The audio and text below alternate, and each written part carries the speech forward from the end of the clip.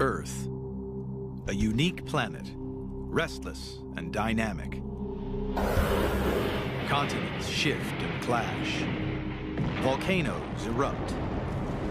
Glaciers grow and recede. Titanic forces that are constantly at work, leaving a trail of geological mysteries behind. This episode explores the incredible journey of one of the most indestructible and valuable metals on the planet, gold. Created in outer space, an immense explosion blasted minute particles of gold at 70 million miles per hour into the rocks that form our planet. How tiny pieces of scattered gold accumulate to form massive deposits is one of Earth's great mysteries.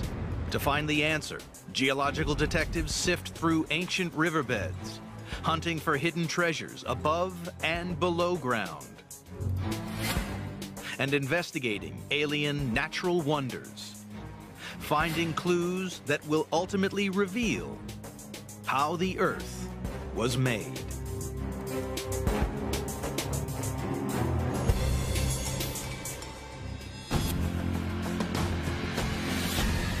Gold has mesmerized man for thousands of years.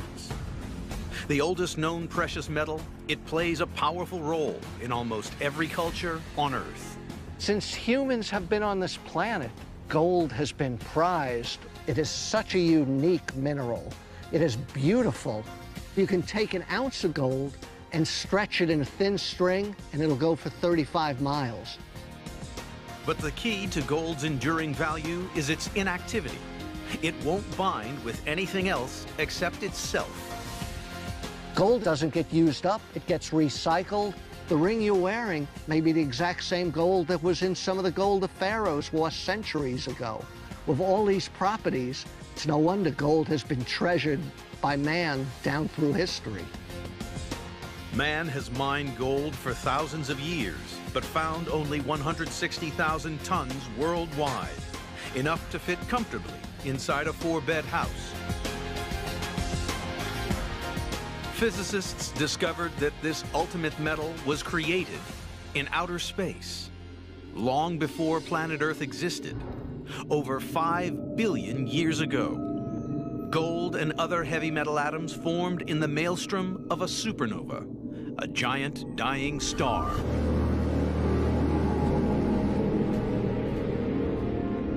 As it exploded, shockwaves blasted minute gold particles across the universe at 70 million miles per hour, scattering them far and wide throughout the early solar system. As this cloud of rubble compacted together, the gold became trapped inside the rocks of the newly forming planet Earth. Widely dispersed and inactive, to this day, most of the Earth's gold remains as tiny, isolated particles in the rocks. It's ironic, but gold is around us everywhere. It's in the soil in our backyards. It's in these rocks here in the riverbeds. But the problem is, it's in very small amounts. In these rocks, the gold may be at 1 part per billion. That's like finding just a grain of sand in an Olympic-sized swimming pool. Unusually large stashes of gold are concentrated in a handful of very special places around the world. The largest in southern Australia, China, South Africa, Peru, and the western United States.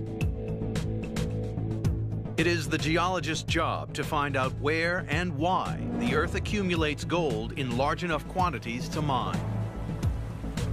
The first pioneers of gold geology were not scientists, but gold-hungry prospectors who scrutinized the rocks. Their story began over 150 years ago by accident. In 1848, in the small Californian town of Coloma, along the American River, James Marshall was digging a trench for a water wheel to power his lumber mill when he made an extraordinary discovery.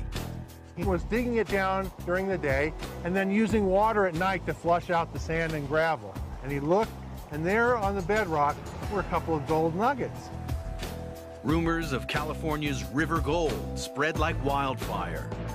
By 1849, over 90,000 people from around the world descended on the state. Nicknamed the 49ers, these early investigators searched the streams in a bid to find their fortune. Their first challenge was to figure out where gold accumulates in the river, and they quickly discovered that gold wasn't just strewn anywhere along its course. A clue to where the gold would be concentrated is black sand in areas like this. You take a sample and pan it out. The 49ers soon learned if they found heavy black sand in their pan, they were on to a winner. The process of panning is a simple one. You're really trying to separate light materials from heavy material. In this sluggish water, the heavy particles sink to the bottom of the pan. And you repeat the process of washing away light materials and then concentrating the heavies on the bottom until you get down to just the black sand and hopefully some nice gold. Even a small nugget like that. In the same way, rivers and streams separate the heavy particles from the light. The gold and black sand are flushed downstream, but as they hit the sluggish water on the inner bends, they drop out of the flow. And it's here, in the sandbanks on the inside bends of the river, that the 49ers discovered an absolute fortune. In total, over 20 million ounces of river gold were discovered in the waterways of California. But when they investigated the valley sides, above the river, the 49ers discovered an even bigger stash of gold.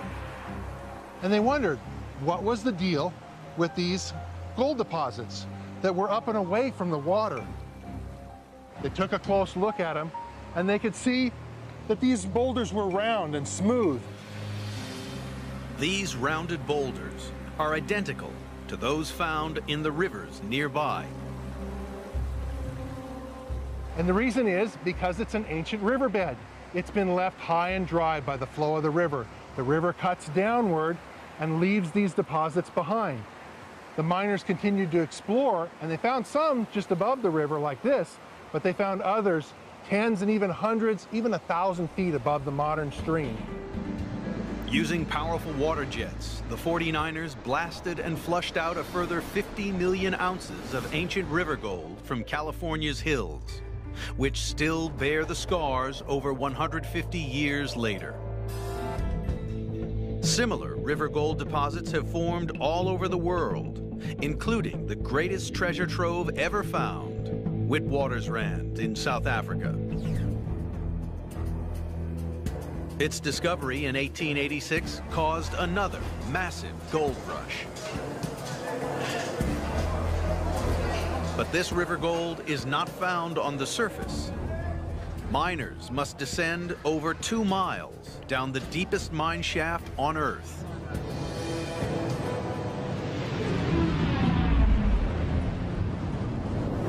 Half the gold on this planet has been produced from that one group of deposits. Most geologists believe that these unique deposits formed from ancient river systems, concentrating these in old river gravels. Over millions of years, thousands of ancient rivers carrying gold spilled into a huge lake, dumping a massive gold deposit. This ancient lake bed is now buried miles underground. To date, Witwatersrand has produced over 1.4 billion ounces of gold, worth over $1.5 trillion. And geologists believe the same value of gold still remains untouched. In the search for California's river gold, 49ers found heavy black sand, a sign that gold is deposited on the inside bend of a river, and gold buried beneath rounded boulders in the valley walls, proof that rivers have been depositing gold for millions of years. The 49ers suspected that rivers were carrying gold down from a source somewhere in the mountain, the mother lode. But the quest to understand where this mother lode gold originated would take geologists deep inside the Earth and face to face with some of the most destructive powers on the planet.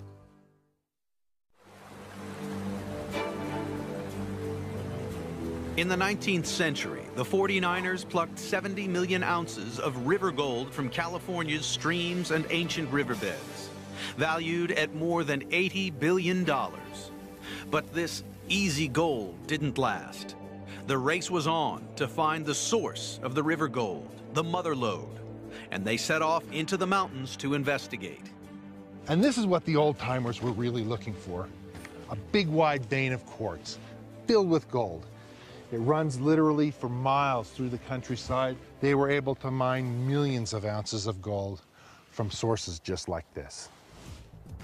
With the discovery of mother lode gold, prospecting changed from a solo quest to big business.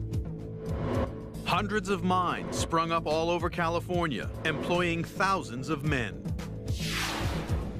Discovering what geological force had concentrated gold in California's mountains was a puzzle that would bamboozle scientists for decades. In 1853, the Allegheny mine opened in Sierra County, California.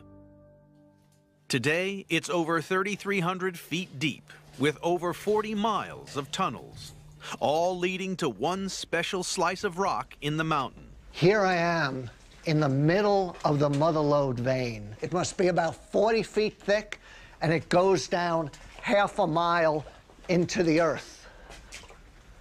This is the gold-bearing quartz vein that the miners were seeking. Quartz forms from a liquid, and as it solidifies, it somehow traps lumps of gold inside it.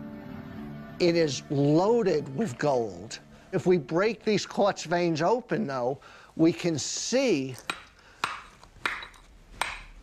perhaps small amounts of gold within the quartz. This is just an amazing piece of quartz. You can see all the free gold in it. It's just bright and glistens. There are actually clues to how the gold got here within the quartz that was deposited with the gold. Trapped inside the quartz are tiny bubbles of fluid. They are minute remnants of a stream of water and minerals that once gushed up this vein. Analysis of these fluid bubbles has revealed the extreme conditions that created the gold seam. That gold was deposited at 600 degrees Fahrenheit. It was a very, very hot fluid that brought the gold and the quartz to this location and deposited the vein. But it was a mystery. What was the driving force creating all this hot fluid which carried the gold? In an old quarry nearby lies a clue. The gold-bearing quartz vein, here stained brown, is flanked by strange beds of altered rock. When the old-timers saw rocks like this, they would get excited. They knew they were getting close to the source of the gold. They would see these rocks had changed their color, and then they would get to the big mother lode quartz vein, the source of most of the gold ore. This quartz vein is sandwiched between these altered rocks. And looking at these altered rocks, you see they're all deformed. They're up on end, they're sheared up, they're broken, they're folded.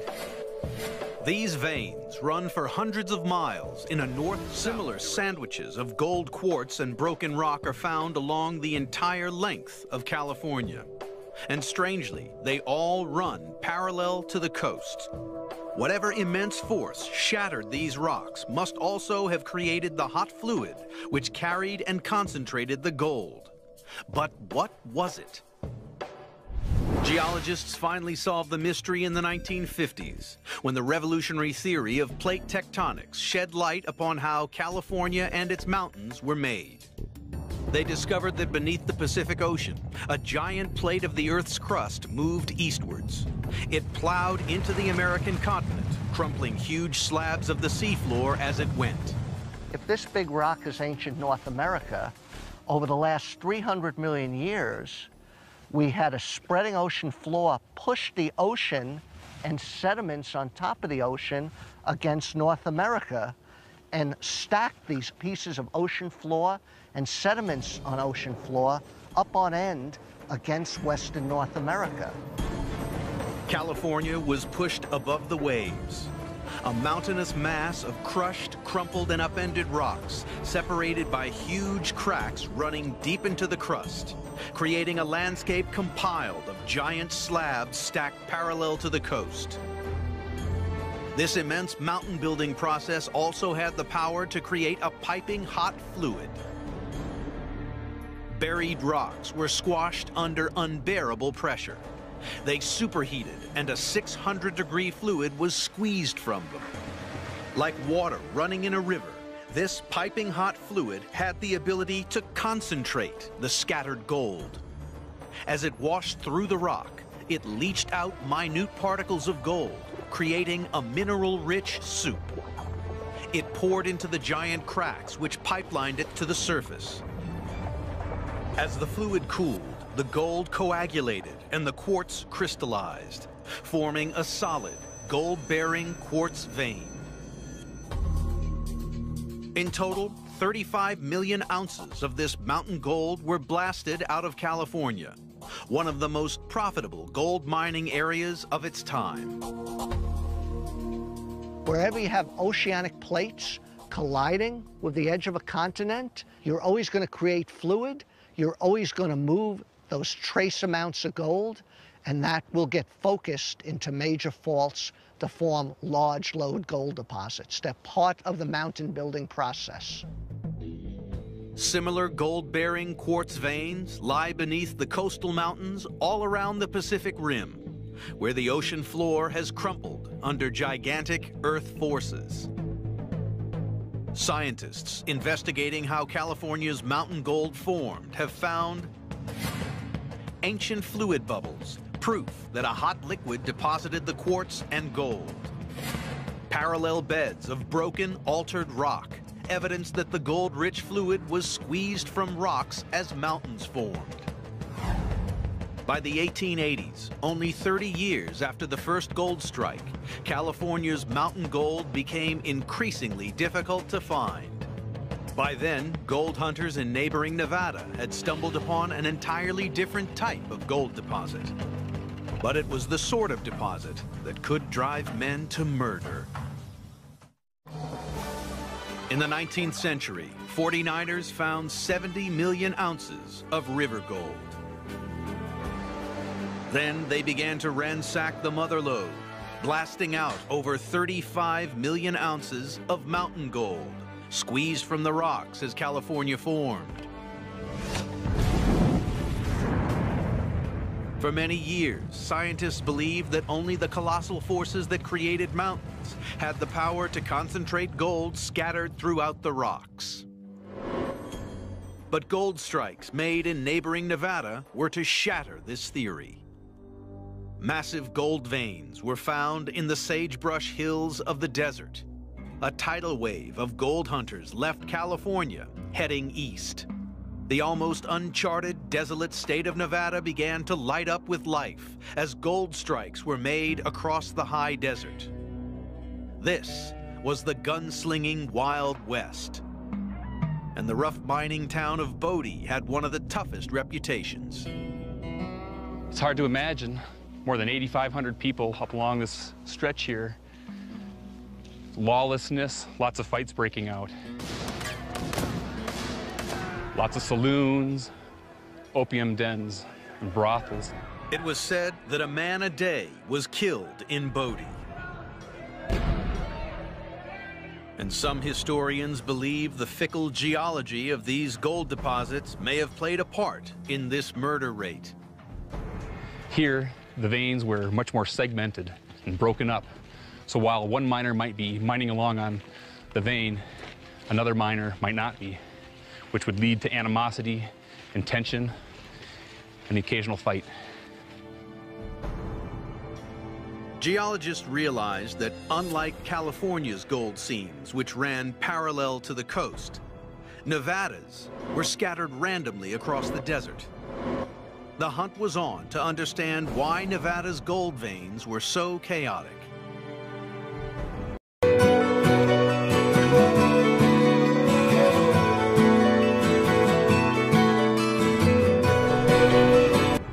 "300 miles northeast of the cramped old mine in Bodie is the Midas Mine.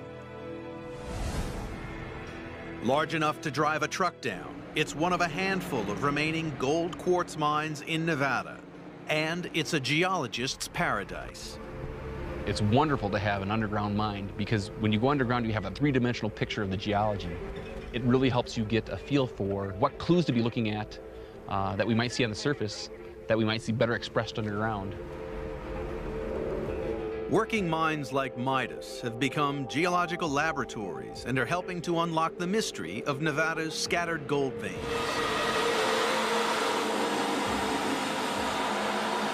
Every day, the miners drill the face and pack it with explosives, exposing new networks of quartz veins.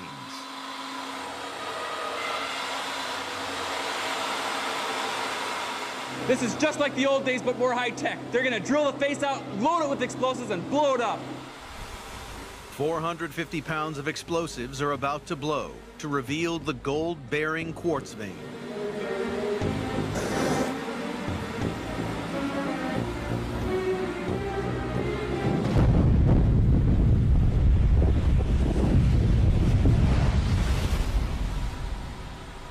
That was great, and to think it's so much safer than what the old-timers had to go through. Once the dust settles, it's possible to take a closer look. This is quite a nice big quartz vein. If I compare these quartz veins to the veins that I've seen in California, they're substantially different.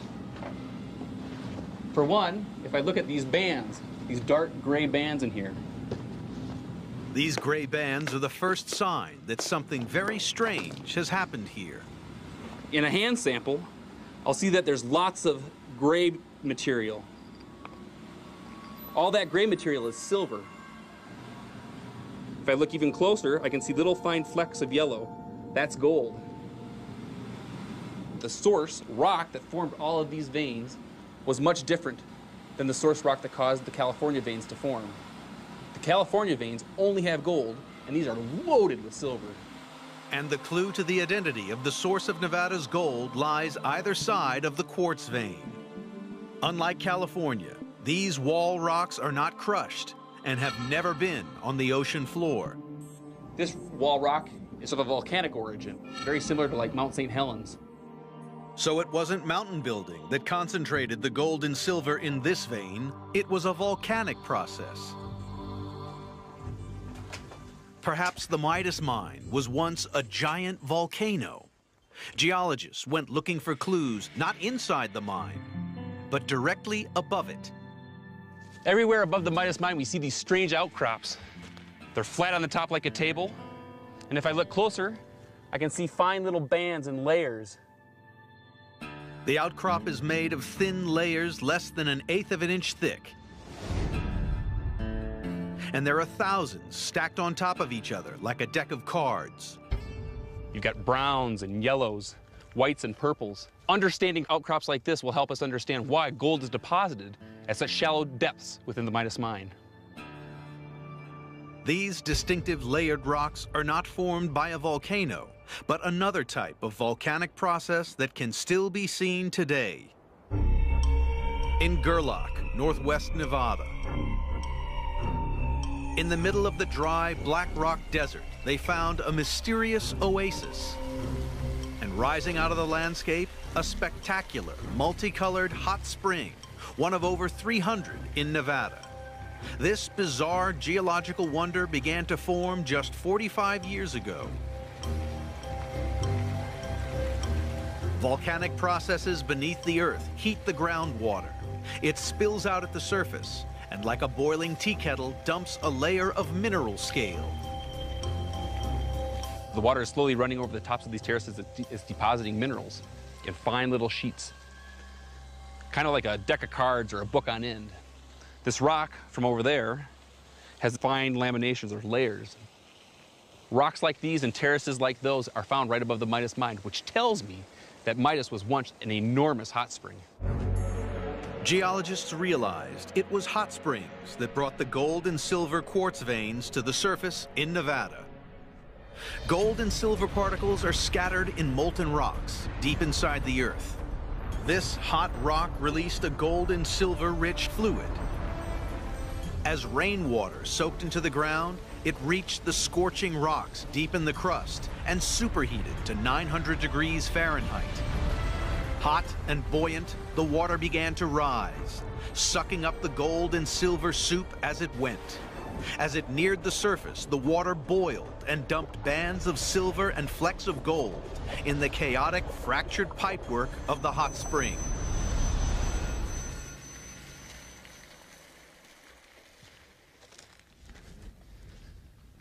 Imagine this landscape 15 million years ago. Volcanoes as far as the eye could see, hot springs dotting the landscape here and there.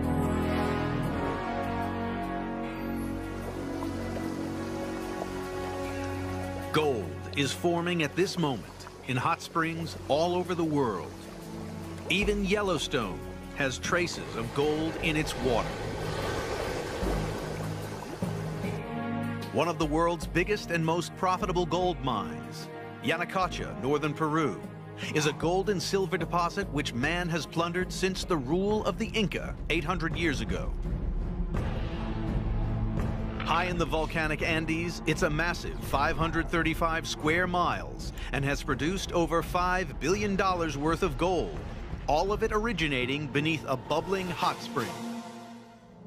Scientists investigating how gold-silver veins formed in Nevada have found volcanic wall rock, proof that the gold-rich fluid came from molten rock, and a multicolored layered outcrop, evidence that ancient hot springs deposited gold in Nevada. Nevada's hot spring gold deposits yielded over 40 million ounces of gold and 500 million ounces of silver. But by 1920, Nevada's gold seams were increasingly uneconomical to mine. The desert became littered with ghost towns. It looked like America had run out of gold. But in 1961, a new type of deposit was found. But it couldn't be seen or touched. It was invisible. It would become the biggest strike in the history of America's gold. America's gold was concentrated by incredible mountain-building forces that formed California and volcanic processes deep beneath Nevada's hot springs. But as the deposits became exhausted, geologists frantically searched for new stashes of gold. Then, in 1961, geologist and gold prospector John Livermore noticed a suspicious 50-mile-long crack in the middle of Nevada called the Carlin Trend and set out to investigate. John Livermore came to these hills following up a theory that gold deposits would be aligned directly above a deep crack in the Earth's crust. He'd come up to outcrops like this, and he would go ahead and want to look at them. The rocks are a strange mixture of mud and quartz, a mineral created in hot fluid, and a good clue that gold might be deposited nearby. Based on his experience, he knew a lot of hot fluid had come up this crack. However, he couldn't see any evidence of gold, no quartz veins, no visible gold. But on a hunch, he sampled this rock, took it back to the assay lab to see if there was any gold in it. In assay labs, rocks are crushed and blasted in a furnace to over 1,800 degrees. And as the liquid rock cools, the minerals begin to separate. At the end of this process, something extraordinary has happened. An ordinary-looking rock actually contained a grain of gold. At a concentration of about 5,000 times you would normally see in the Earth. It doesn't look like much, but this is what they mine every day. Livermore's hunch paid off. 50 miles long and 5 miles wide, the Carlin Trend is now one of the largest mining districts in the world. This vast man-made pit is big enough to be seen from space. This is the Betsy Post Pit, one of the world's largest gold mines. Contains 45 million ounces of gold. They have to mine 10 tons of rock in order to get 1 ounce out. As you can see, it's huge, 2 miles long, a mile wide, 2,000 feet deep. Because gold is so valuable, the extraction of just a few thousand ounces a day pays for this extraordinary mining operation. And removing the gold ore requires drastic action.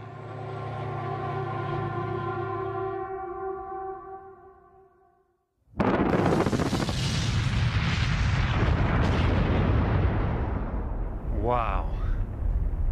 That's what 400,000 pounds of explosives looks like. Giant diggers work 24 hours a day, excavating over 90 million tons of rock a year, enough to cover Central Park in 55 feet of rubble. But within this raw gold ore, not a speck of gold has ever been seen with the naked eye. The mystery is, where's the gold? You can't see it. The rocks look really ordinary. The clue to where this gold is hidden is in the internal structure of this rock. Magnified 500 times, the gold is still invisible. But this rock is an extraordinary lattice of quartz and mud, perforated with strange cavities. It looks like a honeycomb, like something's eaten away at it. Clearly, some strange geologic process has concentrated and hidden the gold in the rock.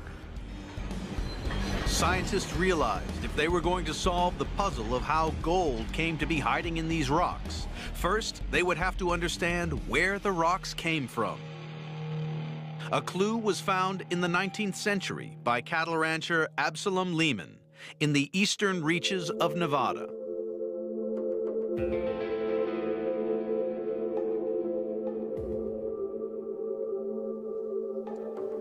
In 1885, Absalom Lehman stumbled upon a hole in the ground. And with rope and lantern, he lowered himself in the earth and discovered this beautiful cave system with some of the most spectacular cave formations in the world. The solid foundations of this cave are made of a messy mixture of mud and calcium carbonate shells. They are the remains of tiny sea creatures, evidence that Nevada was once covered by an ancient tropical sea. For millions and millions of years, creatures with shells composed of calcium carbonate began to rain down through the ocean and accumulate on the seafloor, forming this calcareous ooze. Later, this ooze hardened into a sedimentary rock called limestone. They were formed when water eroded the huge limestone bed that sits underneath Nevada. And back over at the Carlin Trend, scientists noticed that the gold ore was made of a very similar type of rock. They figured out that the Lehman Cave limestone and Carlin Trend gold ore must once have been the same rock. This is fresh limestone. This is gold ore. Clearly something happened to change this rock into this spongy gold-bearing ore. Well, the clue is in the chemical reactivity of this limestone. If I put dilute hydrochloric acid on this limestone, note how it fizzes. Very reactive. The acid is eating away at the rock. Now if I put the acid on the spongy gold ore, no reaction. The fluid is soaking into the rock like a sponge.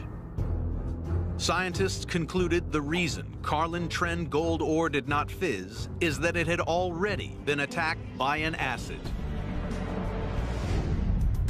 Beneath the bed of limestone at Carlin is a gigantic vertical crack.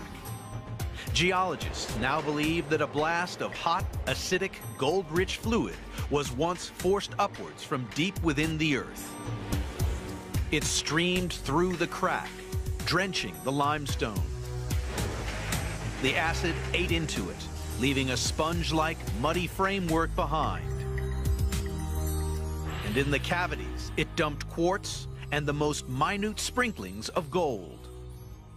It's only been very recently that scientists have been able to use even more sophisticated imaging equipment, microscopy, to image down to the scale of individual atoms. Magnified 100,000 times. Tiny specks of submicroscopic gold can be seen embedded in the rock. Zooming in further, a staggering 4 million times, the gold particle is finally revealed. This fleck of gold is only 5 nanometers in diameter, 1/1,000,000th the size of a pinhead, and each tiny white dot is an individual gold atom.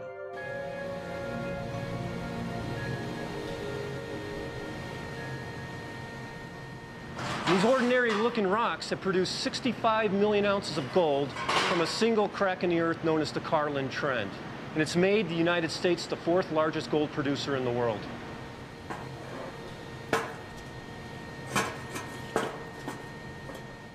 Scientists investigating how Nevada's gold ore formed have found a sponge-like rock structure, suggesting that something ate away at the limestone. And gold ore not reacting with acid, evidence that an acidic fluid had already attacked the limestone, showering it with minute particles of gold. Similar Carlin-type deposits have since been discovered, yielding a further 35 million ounces of gold. Yet these discoveries may only be the tip of the iceberg. Geologists are now using state-of-the-art equipment, hoping to unlock millions of ounces of American gold trapped deep beneath the Nevada desert. Throughout world history, over 5 billion ounces of gold have been recovered by man. And almost 1/10 of this has been found in California and Nevada, adding up to a staggering $280 billion worth of bounty. How much remains is anyone's guess. There is no reason not to assume as much gold exists as has been mined in the past. But geologists, prospectors, explorationists have found the easy gold. In the past, prospectors and geologists homed in on this easy gold by following geological clues exposed on the surface. But vast areas of Nevada are covered in a deep layer of mud and gravel that has been eroded from the surrounding mountains. Geologists believe hoards of gold still lie concealed beneath this layer of gravel, unseen by anyone for millions of years. Finding all this buried gold in an area covering 110,000 square miles is no easy task. But one man has the ability to see under the ground using pioneering technology.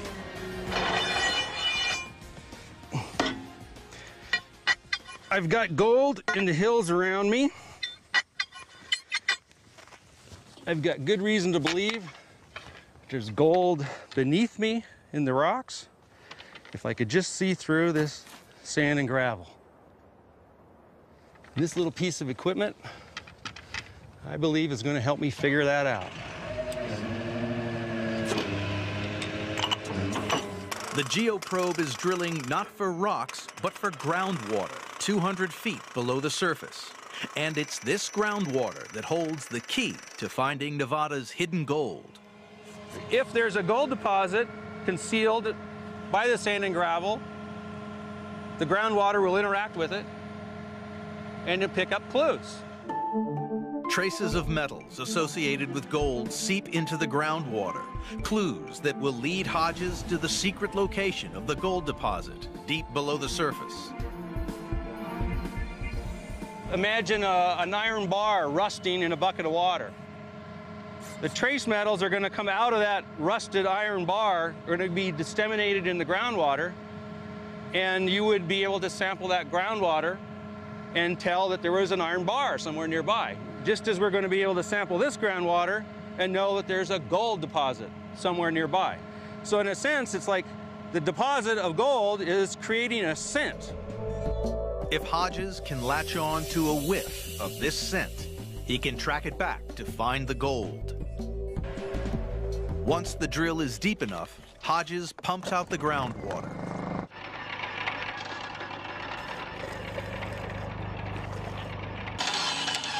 Okay, I think I've got enough sample now. Somewhere in this bucket of muddy water, I believe you've got some clues. This is no ordinary pickup truck. It's a state-of-the-art mobile laboratory.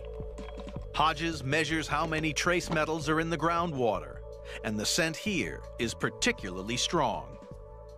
And it's telling me that I've likely got a lot more trace metals. Arsenic, antimony, mercury, copper, lead, zinc are the kinds of trace metals that are often associated with gold deposits. And it looks to me like we've moving in the right direction. In the same way the old-timers traced the gold up into the mountains, Hodges tracks the increasing concentration of trace metals in the groundwater. It's like a little childhood game of hide and go seek. Am I getting hotter or am I getting colder? And that makes it a science. The net is tightening around the gold deposit. The scent is strongest in this 4 square mile target zone. But it's still too large an area to begin test drilling for gold.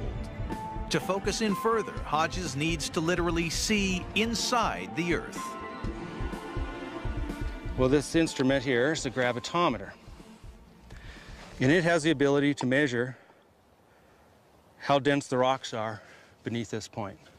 Just as there's a landscape here on the horizon behind me, there's a landscape in the bedrock underneath me.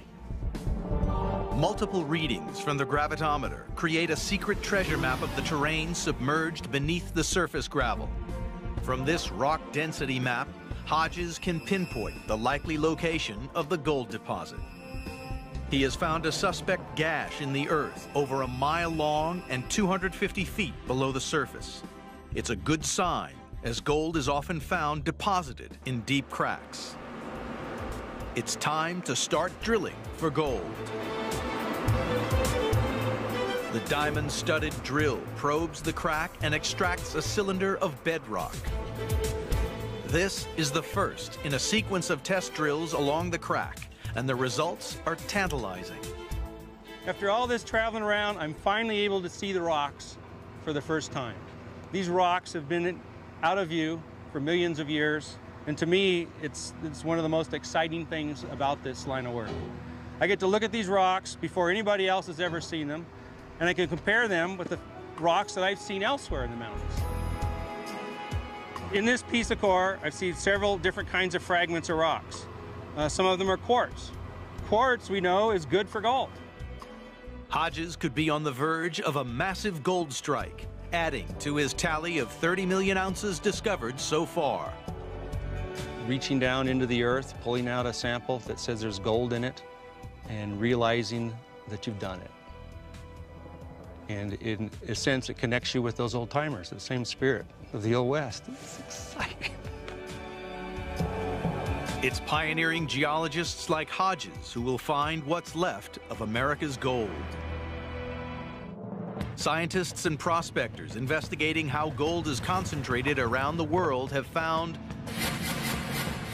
gold in heavy black sands, evidence that rivers concentrate gold on the inside bends. Parallel beds of broken, altered rock, proof that gold-rich fluid was squeezed from California's mountains. Multicolored, layered outcrops show that ancient hot springs deposited gold quartz veins in Nevada. And spongy gold ore, evidence that an acid dumped minute sprinklings of gold in the rock. The Earth does not relinquish her gold treasure easily. Man's irresistible urge to find gold is the driving force which helped pioneer the science of geology. Investigating how gold is concentrated across the world is not just a story of metal and mining. It's an epic tale that has revealed how the Earth is dynamically changing to this day, and over billions of years of the planet's history, living proof that the Earth is never at rest.